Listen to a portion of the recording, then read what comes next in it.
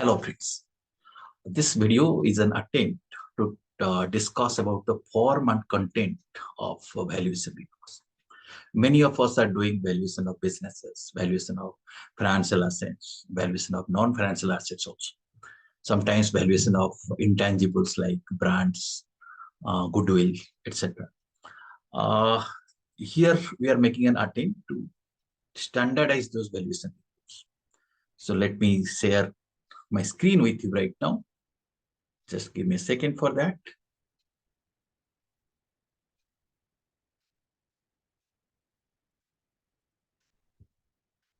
Yes, friends. And I'll be discussing more on the content of the valuation report with the belief that once we know the content, we'll be able to develop a form of the valuation.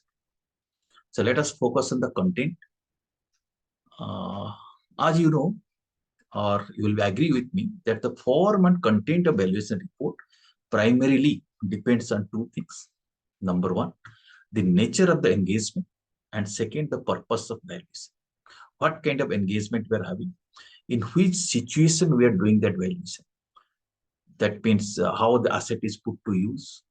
And again, the purpose, the person who is doing that valuation, what is his intention, whether he is coming as an investor or let us say he's planning to acquire something else. So on that basis, we'll be deciding the format content of the valuation report. As such, there is no prescribed format in which we are going to prepare the valuation report. But if you look at the entire valuation reporting framework, various laws, regulations, they talk about various aspects that are required to be covered, are required to be specified in a valuation report. We'll be discussing about all these things. So primarily, first of all, let us refer to this Rule 8 of Companies Registered Valuers and Valuation Rules 2017. So prior to that, if you want, you can have a look at Section 247 of Companies Act 2013, which is talking about valuation rules also. It talks about registered valuer, the concept of registered valuer. All these things are discussed in that section, Section 247. This rule is related to that, Companies Registered Valuers and Valuation Rule 2017. This particular rule says that a registered valuer shall, while conducting a valuation, comply with the valuation standards as notified or modified under Rule 18. So if anyone is doing valuation as a registered valuer, he is required to comply with these valuation standards. But so far, no such valuation standard has been notified or modified under this rule. And that means central government has not prescribed any such standard. But there is a proviso to this rule. Proviso says, until the valuation standards are notified or modified by central government, the valuers shall make valuation as per A, internationally accepted valuation standards, or B, valuation standards adopted by any registered valuers organizations. So there are two options. Either you may do valuation following an internationally accepted valuation standard, or if any registered valuer has adopted a particular valuation standard, that also has to be followed. So there are various registered valuers organizations, RVOs, in our country. And so far, only one RPO, that is Institute of Chartered Accountants of India's RPO, ICAI RPO, has developed a complete set of valuation standards that also may be followed. So this is the provision of Rule 8.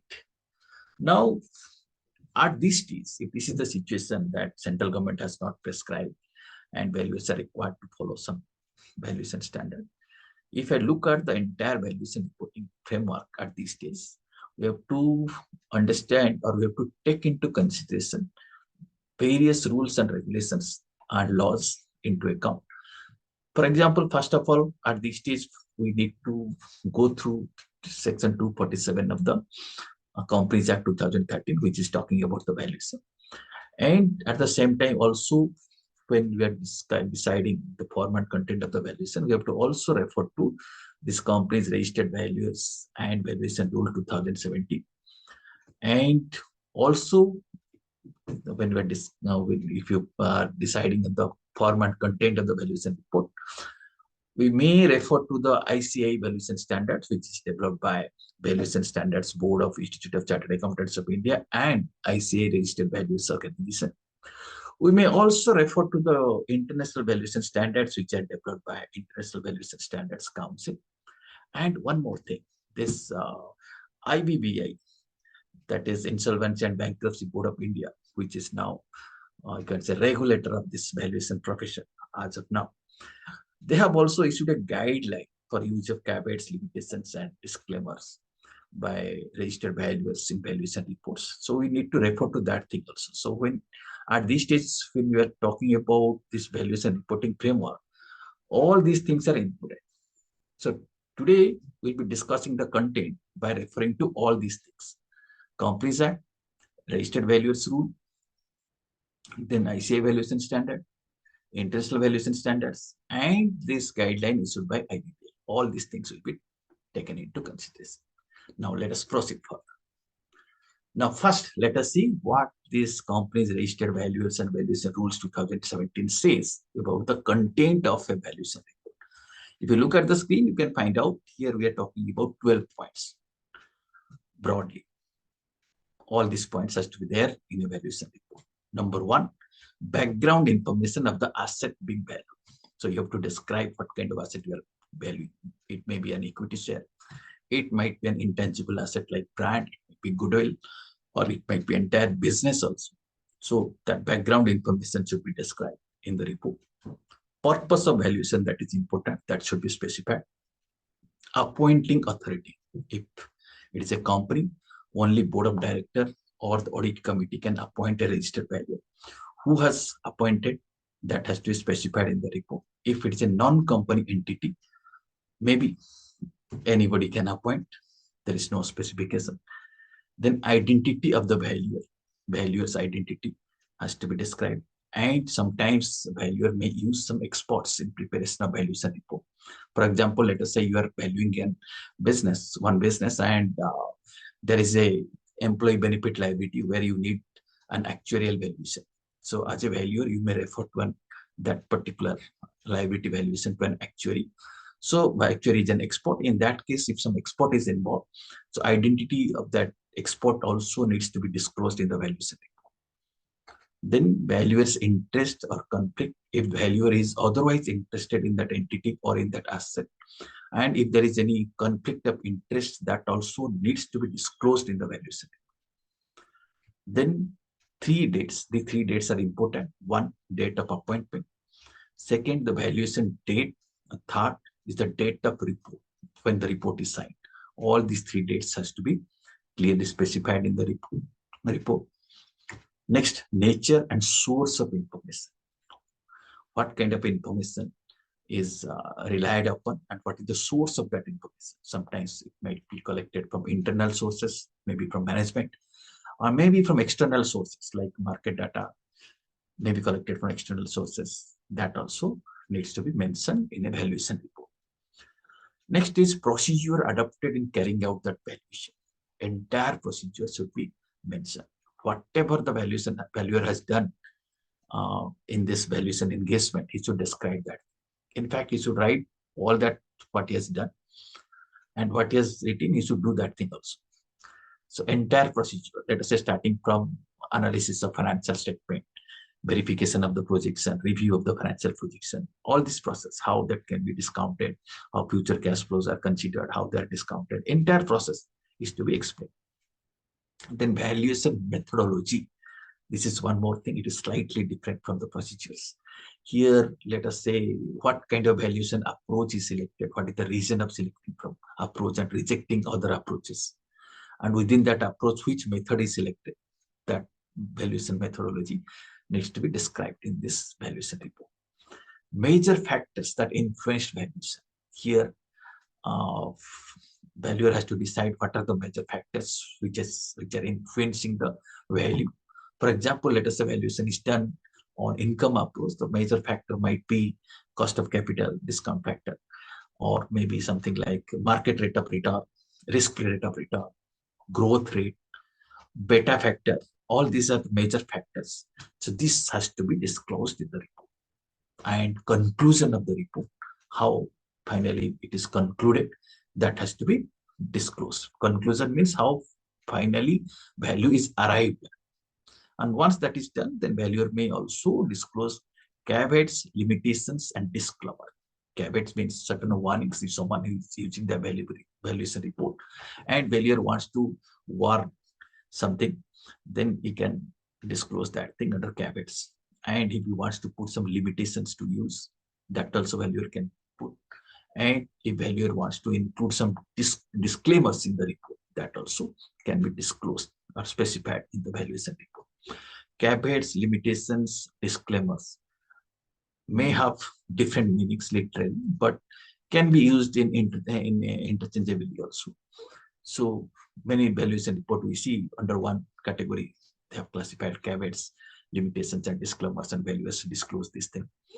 So that also should be disclosed in the valuation report. So these are the 12 points which are talked in companies registered valuers and valuation rules 2017, and valuer has to take care of this thing. This is one part of valuation reporting framework.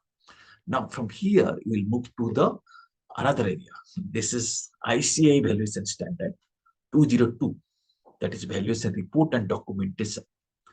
Here also this standard is also talking about various things which needs to be disclosed in the valuation report.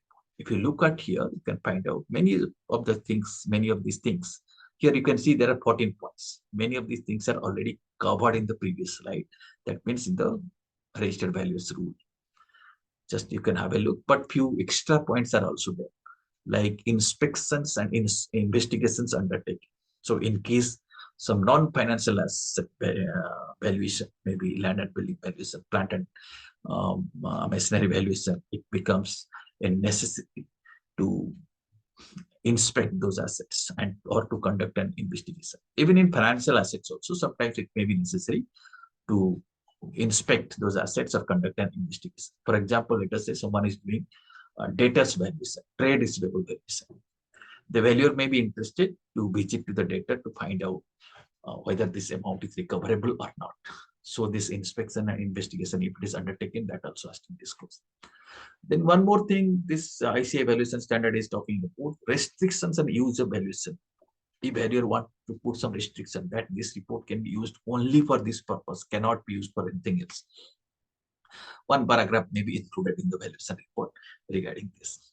All other things you see, except these 2 points, what you are seeing, point number 7 and 11, all other things are more or less covered in the previous slides, like background information of the assets, purpose, appointing authority, identity of the valuer, exports. All these things were already there. So I'm not repeating this thing. Just you can have a look at this. Everything is covered at it. Okay, this is again one more component of valuation reporting framework.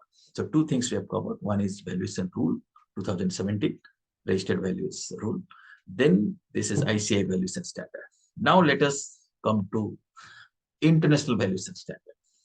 International valuation standard, if you refer to, then you see the values, it is talking about 10 things. These are the things which has to be there in a valuation report. Most important is first one, you see the scope of work is to be, scope of the work performed. And this scope of work includes many things.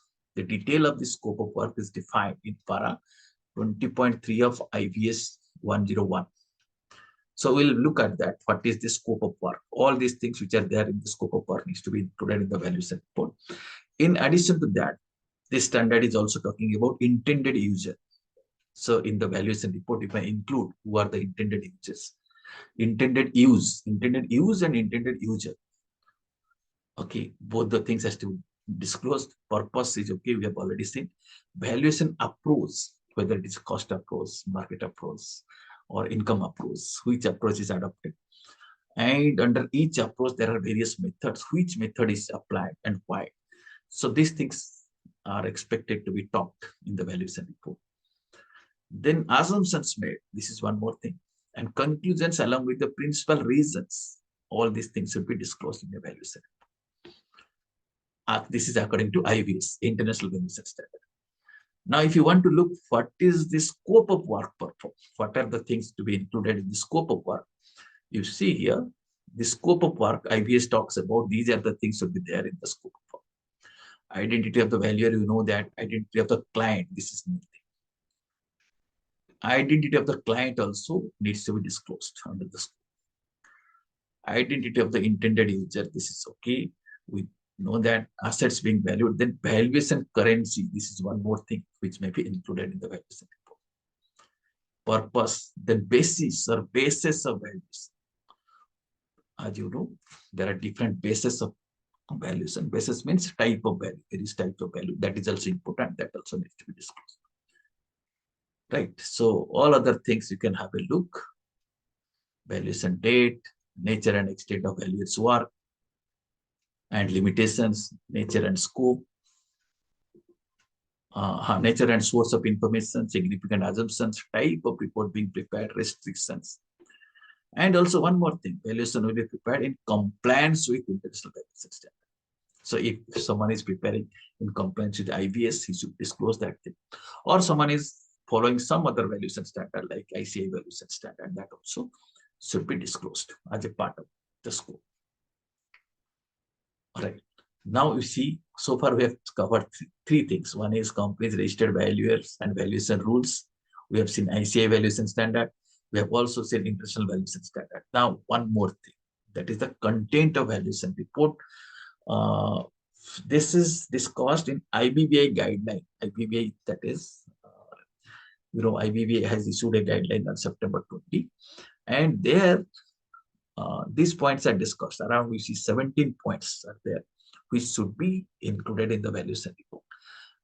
Right, and the guidelines say this has to be compulsorily covered.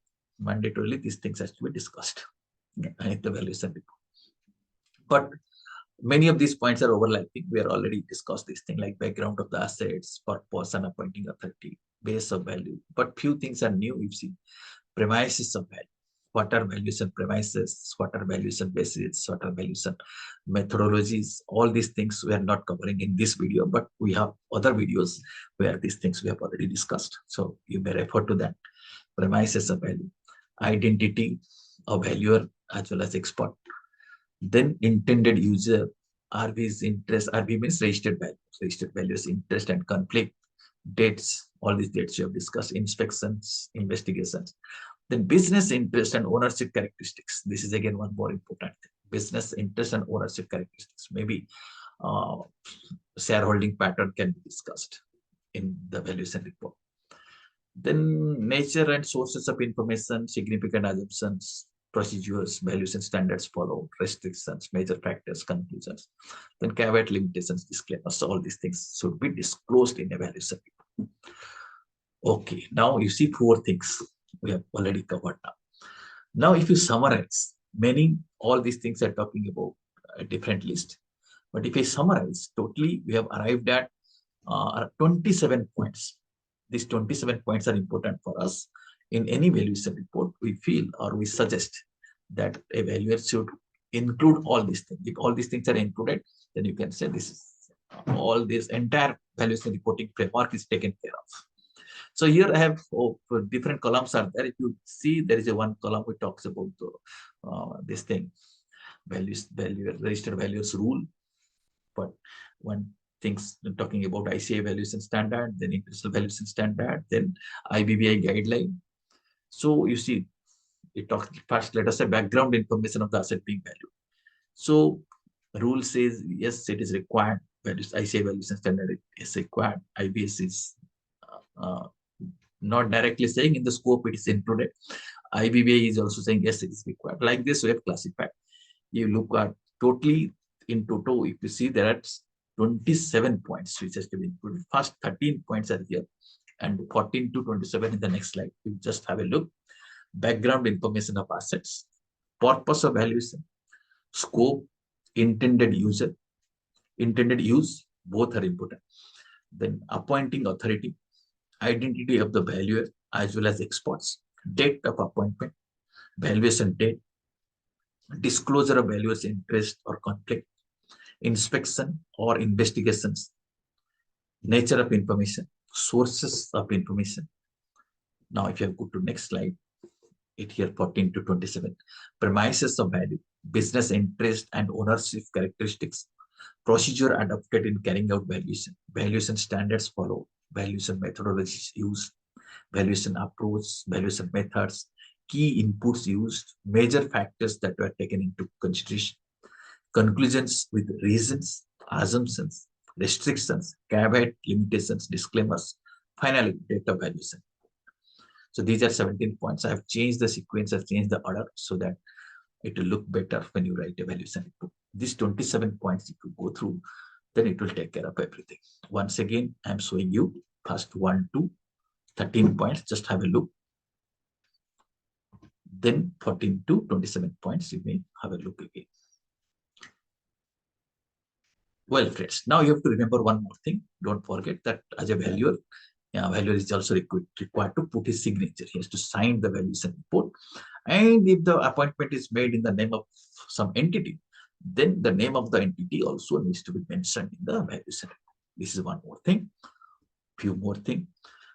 What I showed you, let us say these 27 points. These are the minimum content. If valuer believes that certain additional information is required to be disclosed in the valuation report, better he should do it, because that will ensure better understanding of valuation. So it is better to disclose additional information.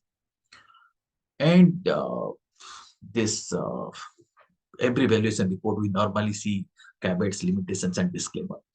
IBVA has issued guidelines regarding this, and the guideline says the valuation report should not carry a disclaimer which has potential to dilute the responsibility of registered value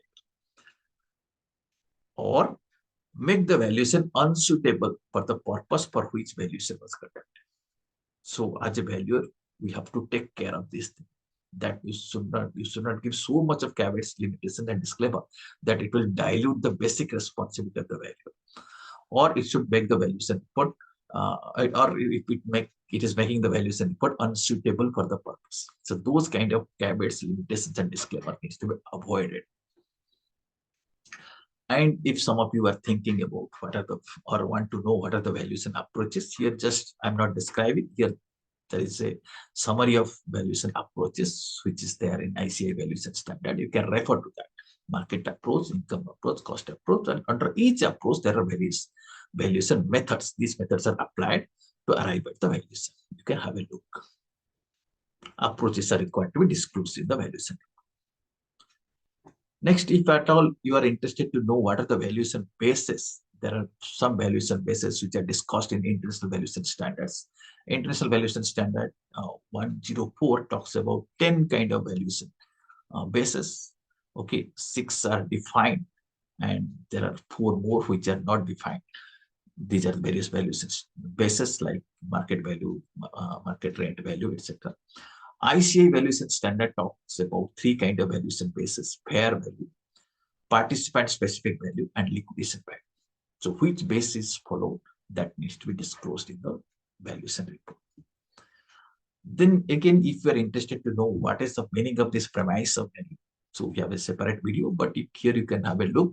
The premises value, there can be different, it basically it refers to the conditions and circumstances, how the asset is deployed.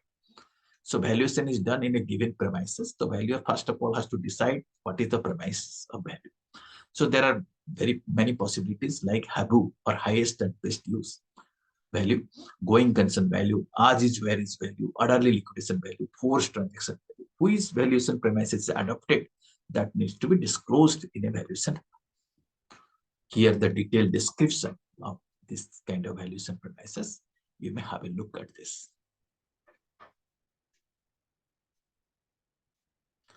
With this, I think we have covered most of the things which are required to be included in the valuation report. And I believe this particular video will be useful to you. Thanks a lot. Thank you very, very much.